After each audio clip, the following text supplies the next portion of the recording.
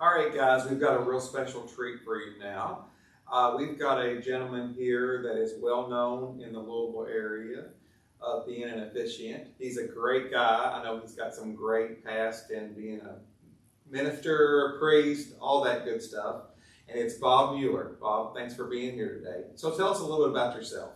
Thanks, Mike. My name is Bob Mueller, and I'm a minister and officiant. I do weddings, I do funerals, I do baptisms. I was a Roman Catholic priest for 15 years. Then I decided to get married, and they don't like that. But I do, and I've been married now for 31 years. My wife tells me I do better weddings now because I know what they're about, and she's right. That's awesome. That's awesome. And since then, I've been part of hospice. Hospice Health is a chaplain, is a fundraiser, but also I'm joined a group called the United Catholic Church, which is more progressive Catholic. It allows me to be married, allows women to be priests, allows me to do weddings everywhere.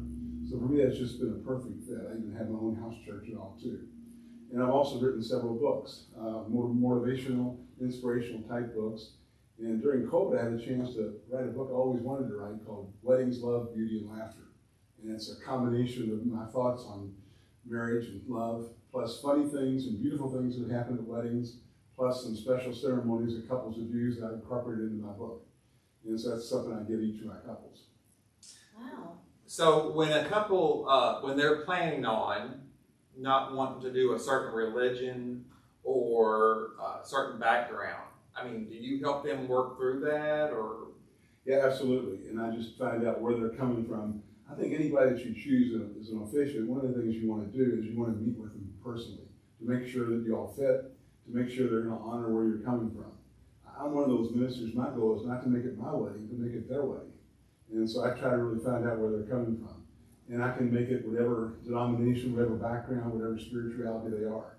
And in a way, that's what makes each wedding for me a lot of fun, because everyone's so different. Well, and I'm sure that comes into play when you have two people that maybe come from different backgrounds.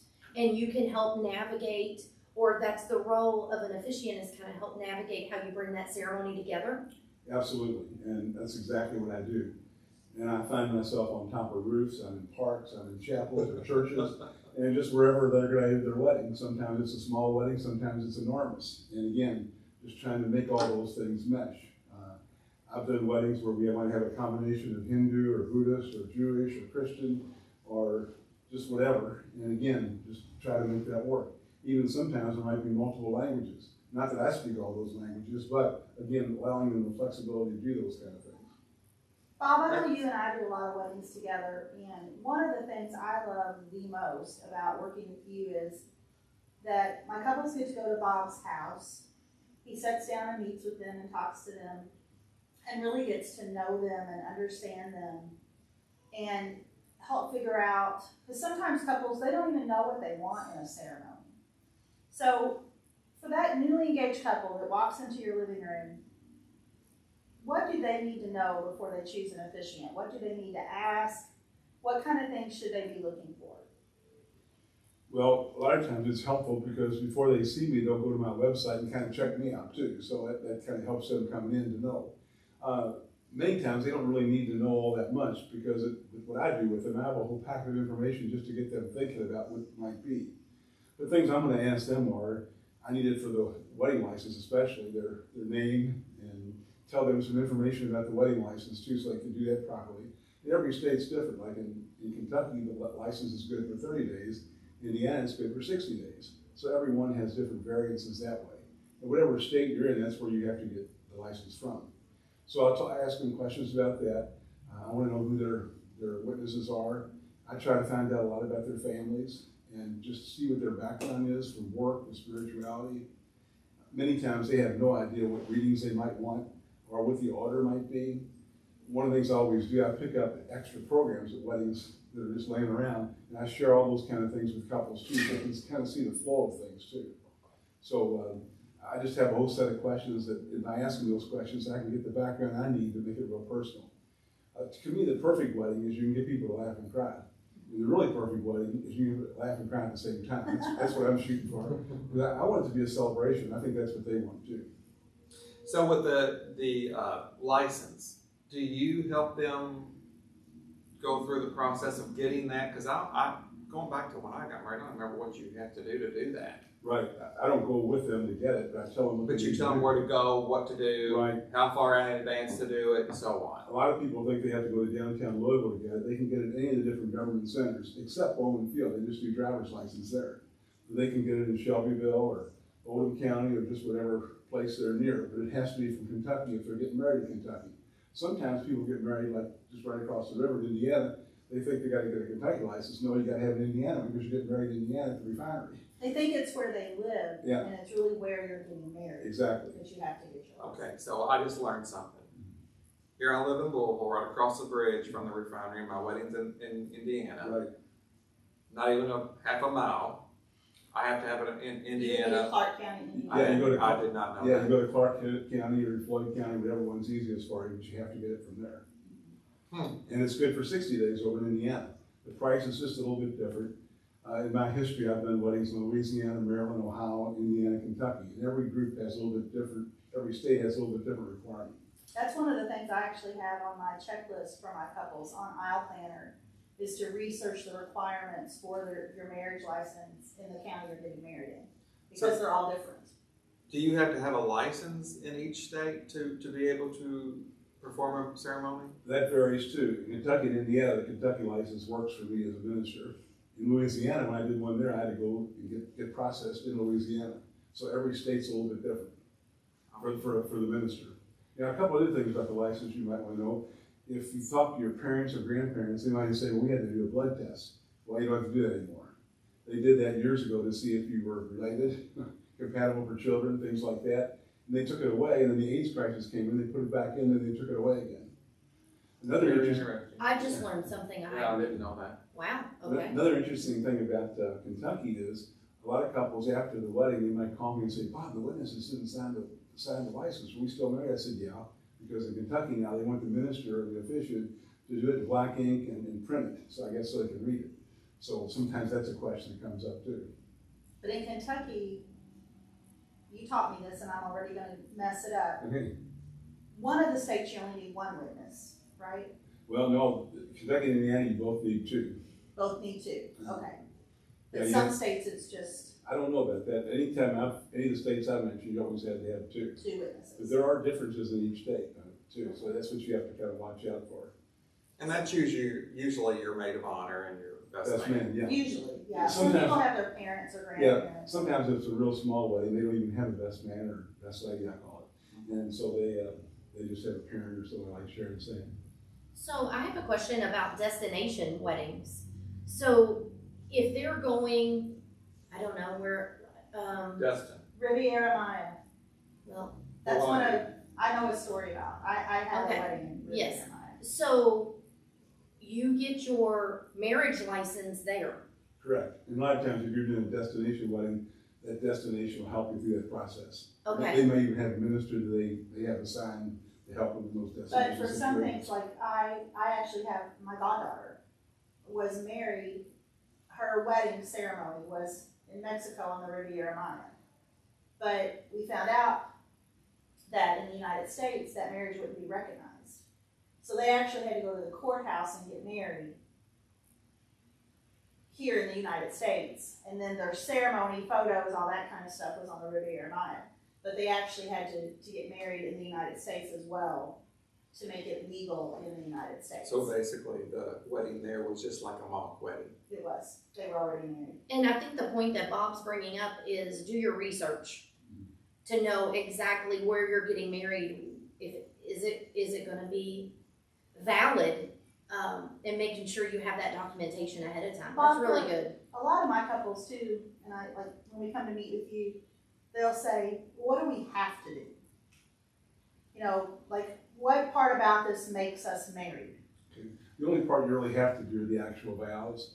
That's where the commitment is made to one another.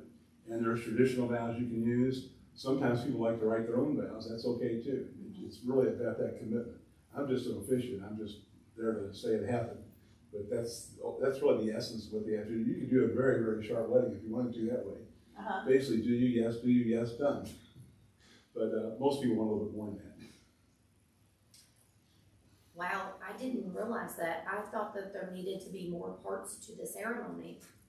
than just the vows. Well, I've been to enough of Bob's meetings that I knew that there's certain things that have to be done, but other things are chosen but not legally necessary. So if you want a very short, you could have a 5-minute ceremony if that's what you wanted.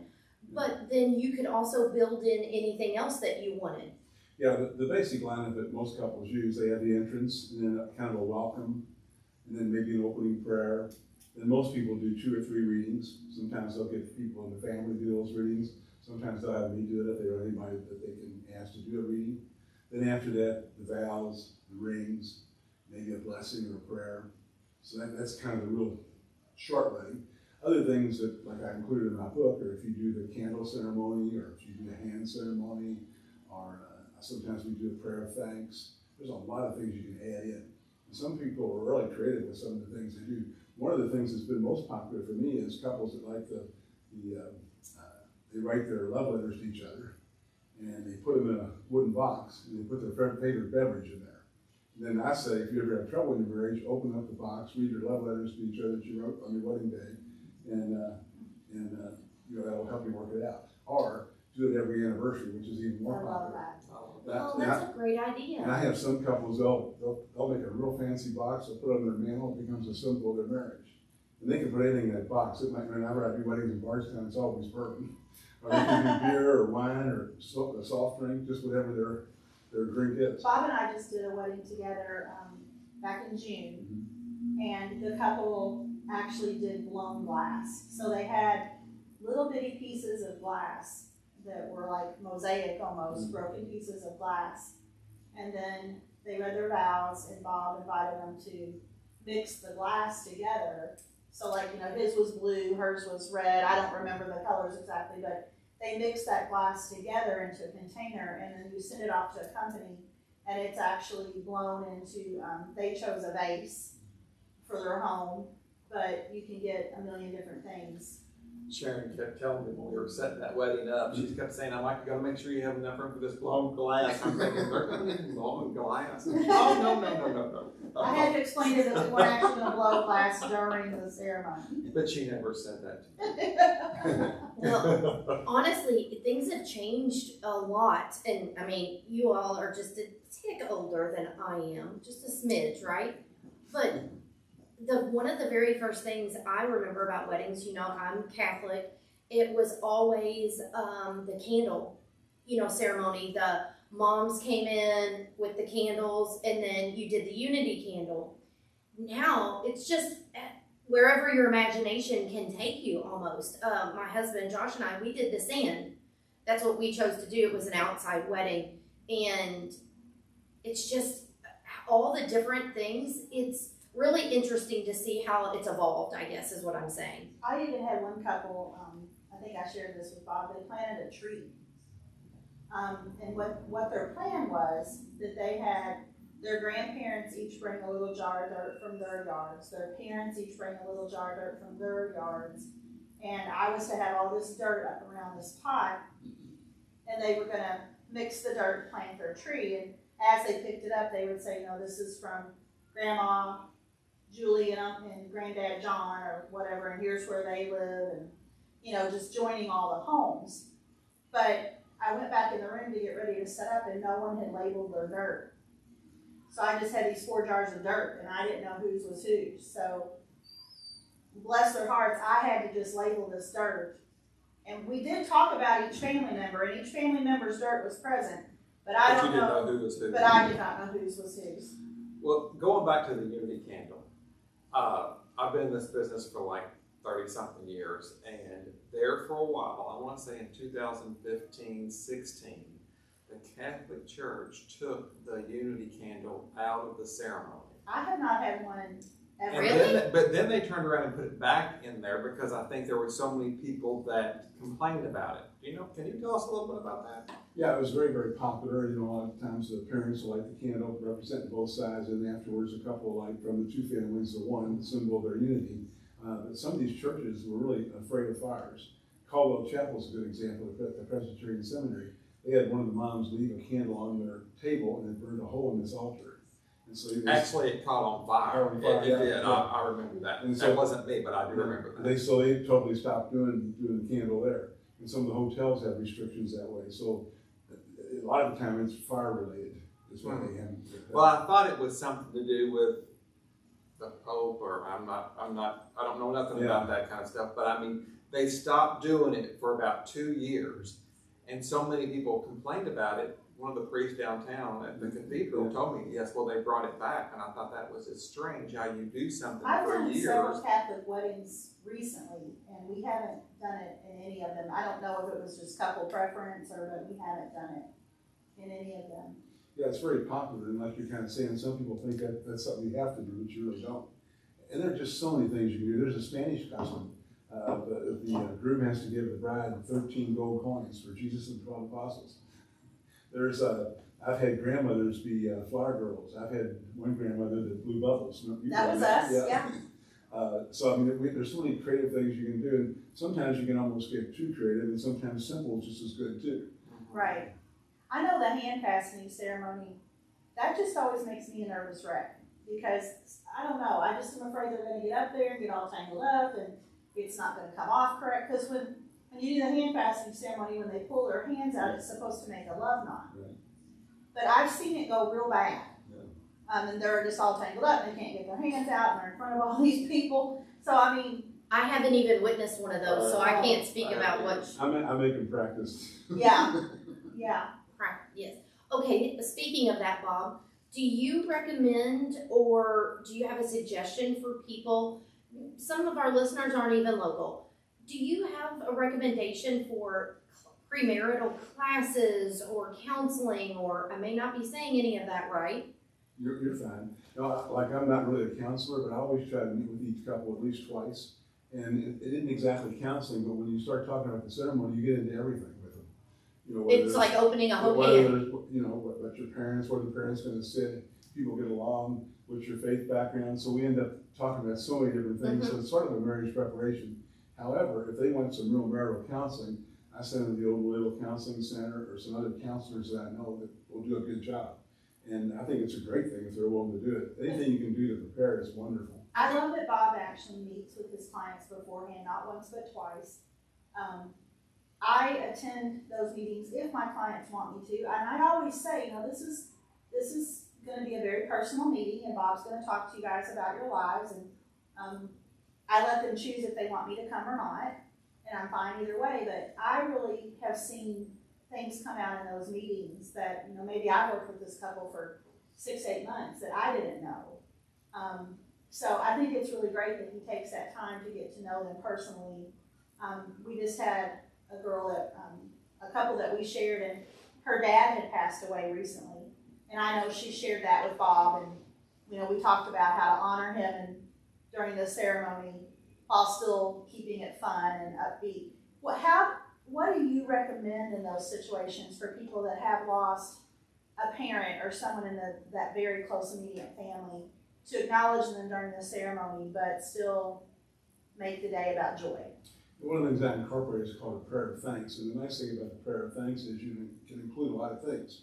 First thing is to pray for the couple, that they live, love, and laugh all the days of their life. Second is remember all those who have gone before on each side of the family. And sometimes I'll mention names there. Third one, all those unable to come, maybe because of COVID or whatever.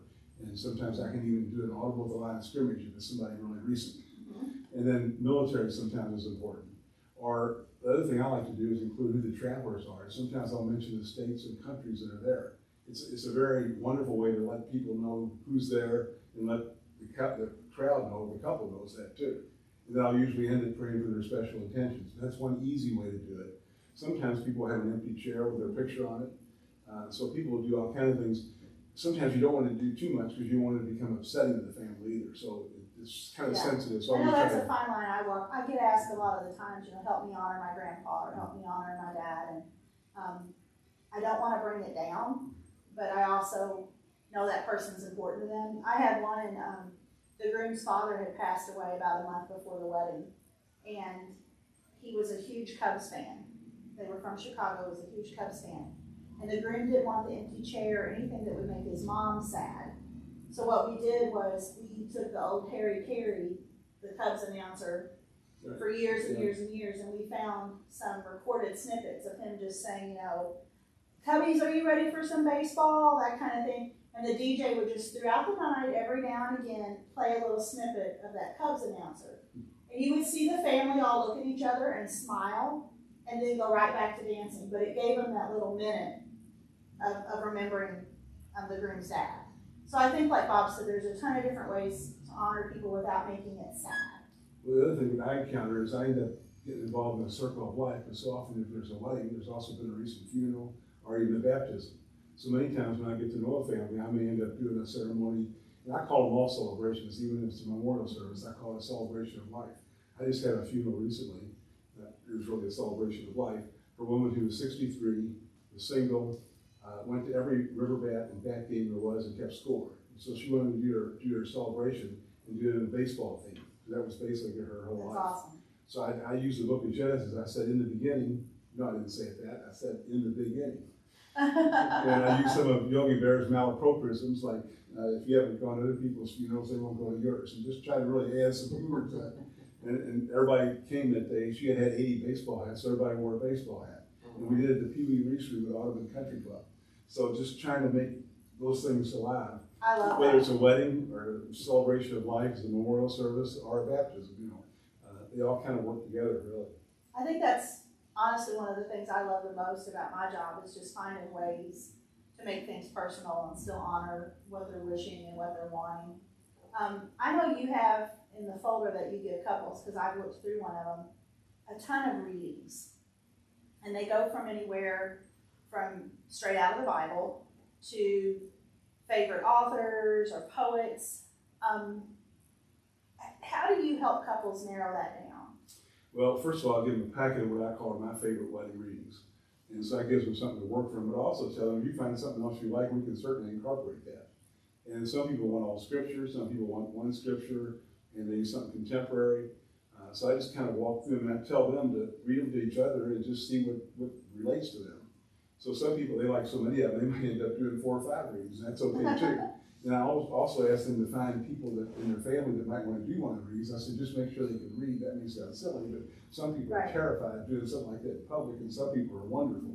But it's a great way of including an aunt or a godparent or a good friend that maybe you couldn't include as one of your wedding party.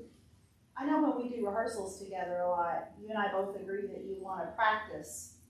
You want those readers there and you want them to come up and actually practice reading so that it's not wedding day with 200 people and they're a nervous wreck and they've never read that before. So you want to make sure that's given out ahead of time. And especially if there's a microphone there, just so they're comfortable with that, because a lot of times you have a reader that it can't even be heard because of the microphone. So yeah, you want to just try to make that go as smoothly how as to you use can. the mic. Yeah. Well, and a lot of times when you put a microphone in front of somebody, they could be the loudest speaker, but when they get in front of the microphone, That's right. all of a sudden they start talking on a whisper. Mm-hmm. And when you're wanting someone to read like that, you're wanting it to be heard. Mm-hmm. So definitely I would think practice would be the best thing. I get asked a lot of the time, how long should it be? When couples ask you that question, what's your answer? Well, I usually find out what they want first, and then I can kind of tell them. Most of my weddings are somewhere in the 20 to 30 minute range. If you do a Roman Catholic wedding in a church, those could well be an hour because you have a whole mass there. So it matters in the 20 to 30 minute range, just depending on how many attendants and how many readings and things like that. Right. And I always want to make sure I don't really call it a sermon, I call it reflections. I always like to include something like that just to give it some meat to the wedding too. And one of the things that Sharon and I particularly discovered in terms of doing a rehearsal, the best way to do a rehearsal is to do the beginning last. So we always get everybody lined up front, run through the ceremony, then go out, then come in. If you try to start with the beginning from the back, They're it's just a all big messed mess. up. So that makes a rehearsal that could go an hour, go about a half an hour. Mm-hmm. Well, Bob, you may know the answer to this, or it may be based on each church, but does it always have to be a full mass? No, the only ones that really require that if you have 2 Roman Catholics and they're in a Catholic church, there you would be required to do it. If you have a Roman Catholic and maybe an Episcopal or other denomination, then you wouldn't be required to have a mass. Sometimes they do, they don't have to. And that could be something like a half mass? Well, I don't even call it a half mass, just the wedding ceremony. Oh, okay. Yeah, and sometimes an Episcopal or Lutheran church may do it maybe more like a mass too. But yeah, there's no such thing as a half mass. I thought that, Sharon, have you said that word to me before? You're not gonna say it. You have. I recently helped Sharon at a wedding, and I think she said to me, now they're only having a half mass. Did you? To me, my question is, are we doing communion or are we not doing communion? See, you can, Mike, for those watching on I YouTube, you will see that Mike is really trying to give me a hard way to I go. may have said half mass. My question is always. Thank you, Sharon, for I so appreciate you, because you could have easily just been like, I don't think so. No. And I'd have been like, Well, when you said okay, that, well, moving I on. look at you like, what are you talking about? Well, I didn't know that term, but That's Sharon said Sharon's it. made up stuff. To me, I know it's not an official term. I didn't know she was going to use it. It's a Sharonism. I didn't Mike know she was gets going it. to say it on air. But Bob, thank you for not giving me a hard way to go about that. You just rolled with He just it. says, no, it's not a half mass. if they serve communion or not serve communion is what I, as a planner, want to know. Because if you're doing a Catholic wedding and they have communion, that's an hour. But if they don't have communion, you're at about 30 to 40 minutes.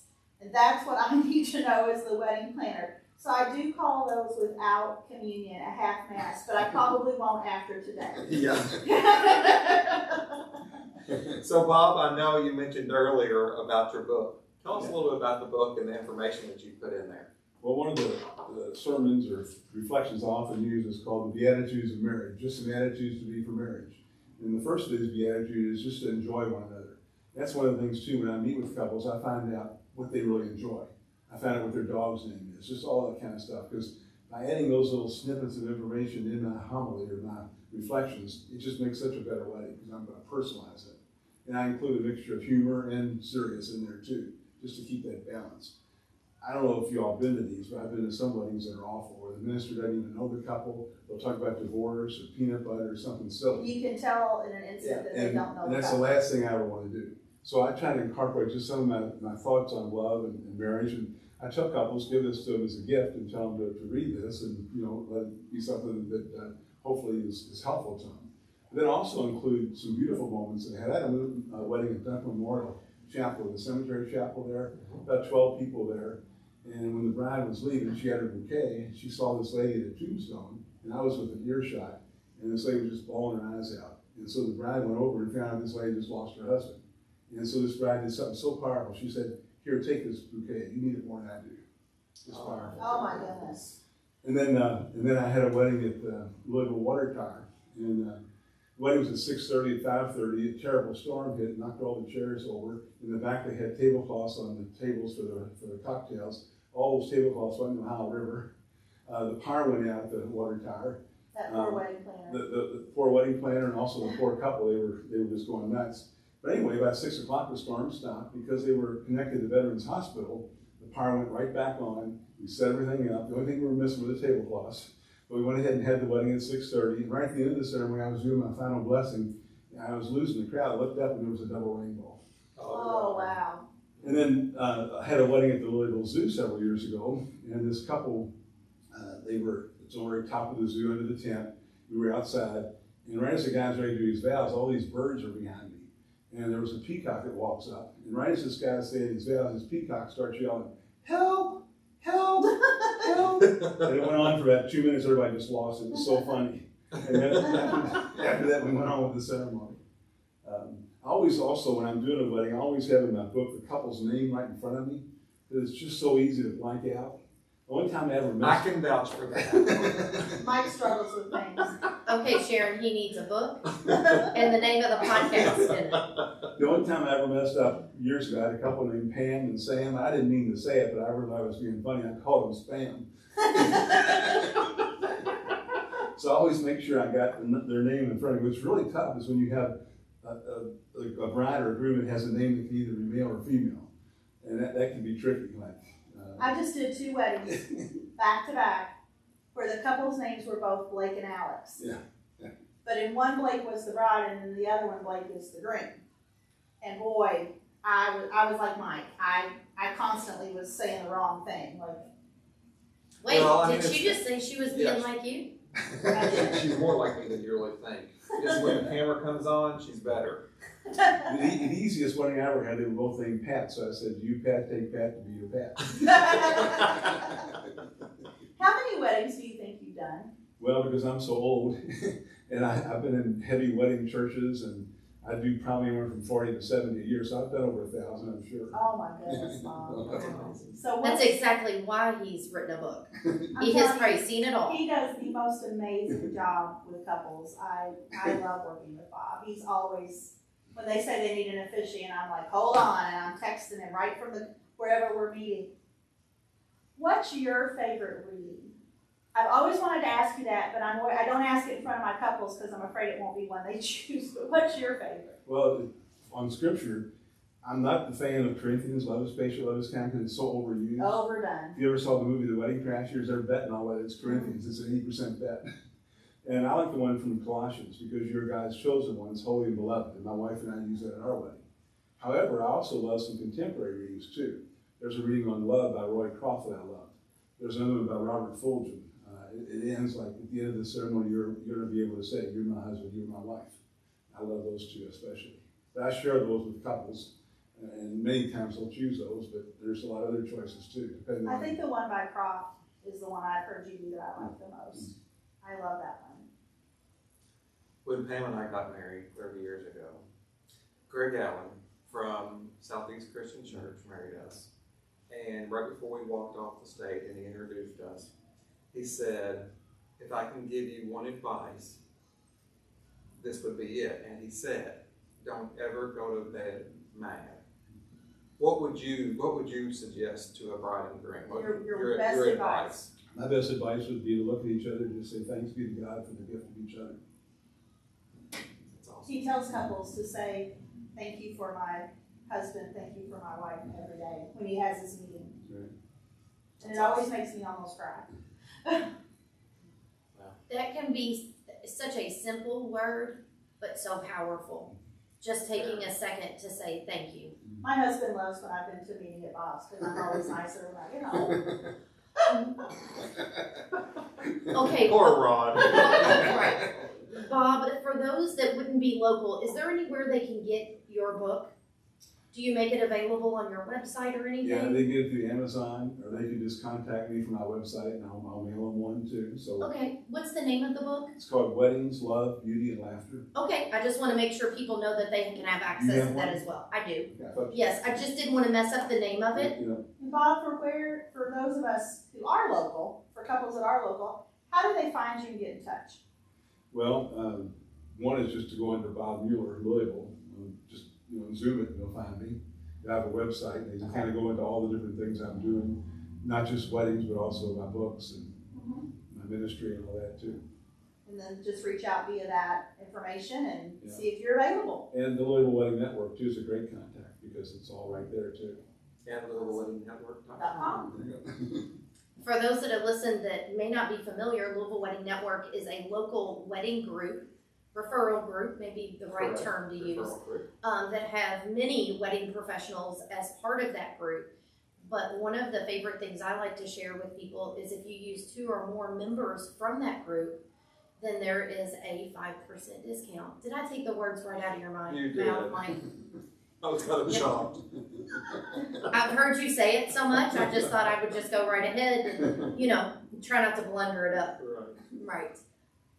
Okay, can I start, or is it time for rapid fire? Yep. Okay, Bob, at the end of our Buckle up, podcast. Bob. Buckle up. Can you say that, Mike? Buckle up, Betty.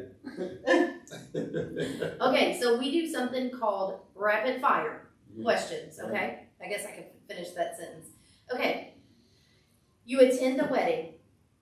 Do you run towards the dance floor or away from it? Myself, you're talking about me? You. I tend to leave right after the dinner. So no dancing for you. No dancing. I have size 13 feet, so that didn't help me. Gotcha. Gotcha. Okay, Bob. You cannot answer God and you cannot answer your family because those things are a given. What do you absolutely love you can't live without? And my dogs. Your dogs. I knew he was my people. I can see that. He has the cutest little three-legged dog. We got him, they called him Trey, we changed his name to Tigger. My cat's name's Tigger. So Bob, last question. What do you most admire? Authenticity. Good answer. Good answer. I have one more. Can I please ask another? Sure. What's your favorite board game? I don't know that I really have one. I'm a baseball nut, so in terms of sports, I'd go baseball. I don't know. I caught him without an answer. That's what rapid fire is for, right? Okay, Bob, thank you so much for coming on and being guest. I don't know about you all, but I think there's a lot of valuable information that's going to help a lot of people with their wedding planning. And Ceremony's a big thing to plan. Couples struggle with it sometimes. well, and I know when we've been at wedding shows recently, that is a topic that has come up in regards to ceremony details and all that stuff. So, Bob, thanks for taking time out to be with us. We really appreciate it. Thank you very And much. Thank you, it was fun, thank you. yes, so for you, those listening, we appreciate you being a listener. And if you like what you hear, take just a minute, subscribe to on your favorite podcast platform, or you can always visit our website. Until next time, see ya.